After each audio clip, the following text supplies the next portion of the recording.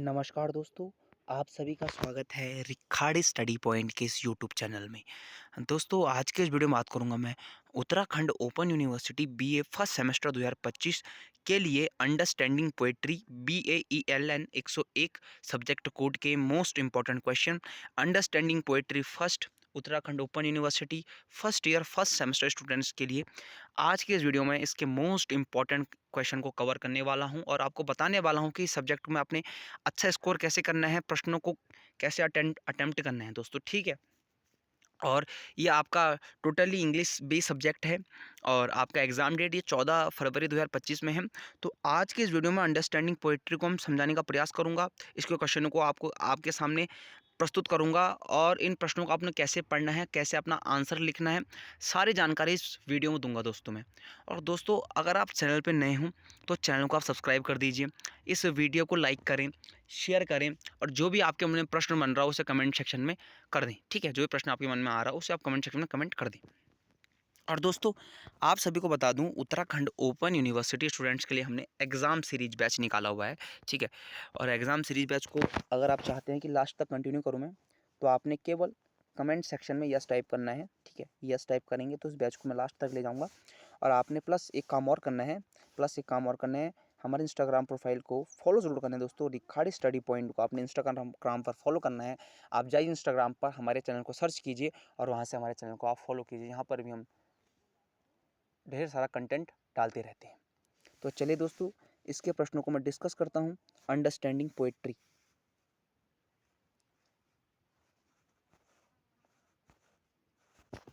तो दोस्तों, understanding poetry के ये क्वेश्चन है, ठीक है।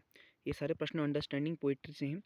और देखिए, इससे पहले देखो, ये सब इंग्लिश में टाइप हैं ये क्वेश्चन। पेपर भी आपका इंग्लिश में ही आएगा, लेकिन मैं आप सभी को यहाँ पर हिंदी में प्रश्न बता दूं। अगर आप हिंदी में प्रश्नों को समझ लेंगे तो उनका उत्तर लिखने में तो आपको आसानी होगी, ठीक है। अगर आप हिंदी में प्रश्न समझ लेंगे कि प्रश्न में क्या क्या रहा है, तो उसका आप उत्तर लिखने में यहाँ पर कोई दिक्कत नहीं होगी, ठीक है। आप अगर प्रश्न ही नहीं समझ पाएंगे तो उत्तर कैसे लिखना है आपने, ठीक है। पढ़ना कैसे है आपने, देखो बता रहा हूँ आपको। देखो, आपने फर्स्ट जो पढ़ना है, फर्स्ट क्वेश्चन आपको जो पढ़ना है वो पढ़ना है श्री अरविंद का जीवन परिचय। ये आपको पढ़ लेना है। और उनके जीवन के प्रमुख चरण इंग्लैंड, बड़ौदा और पांडुचेरी का वर्णन कीजिए, ये आपको पढ़ना है, ठीक है। प्लस कविता का कविता वो का विश्लेषण कीजिए, इसका मुख्य विषय क्या है, ये आपको ऐसे देख लेना है। उसके बाद श्री अरविंद के काव्य में अलौकिकता और प्रतीकात्मकता का प्रयोग कैसे किया गया है, ये आपको देख लेना है, ठीक।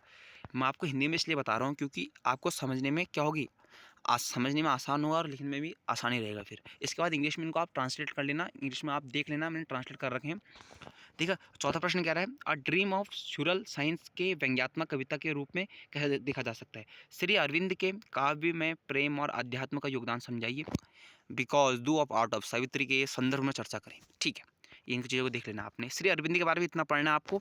अब श्री अरविंद से कोई भी क्वेश्चन आ जाए, ठीक है, श्री अरविंद से कोई भी क्वेश्चन आ जाए, लॉन्ग टाइप में, शॉर्ट टाइप में, आपको लिख देना है, ठीक है, लिख देना है, ठीक है। श्री अरविंद के बारे में पढ़ना है लेकिन आपको। अब सेकंड जो आपके पास है वो है मिस्टर सरोजनी नायडू, ठीक है। क्या है, सरोजनी नायडू है, ठीक है। सरोजनी नायडू आपका सेकंड यूनिट है, सेकंड सेक्शन है। कविता इंडिया विवर्स का विश्लेषण करें। यह कविता कैसे मानव जीवन के 3 चरणों जन्म, विवाह और मृत्यु का चित्रण करती है, ठीक है। और थर्ड क्वेश्चन, सेवंथ क्वेश्चन है, इंडिया विवर्स में, ठीक, इंडिया विवर्स में रंगों नीला, बैगनी, हरा, सफ़ेद का प्रतीकात्मक अर्थ समझाइए। आठवां प्रश्न, in the Bezos of Hyderabad कविता का विश्लेषण करिए। यह कविता भारतीय संस्कृति और परंपराओं को कैसे दर्शाती है, ठीक है। ये आपको देख लेना है, इनको पढ़ लेना है सरोजिनी नायडू के बारे में। उसके बाद क्या रहा है यहाँ पर, सरोजिनी नायडू के काव्य में प्रेम और अध्यात्म का वर्णन कीजिए, ठीक है। यह आपका क्या है, एक प्रकार का काव्य खंड है, अंडरस्टैंडिंग पोइट्री सेक्शन है।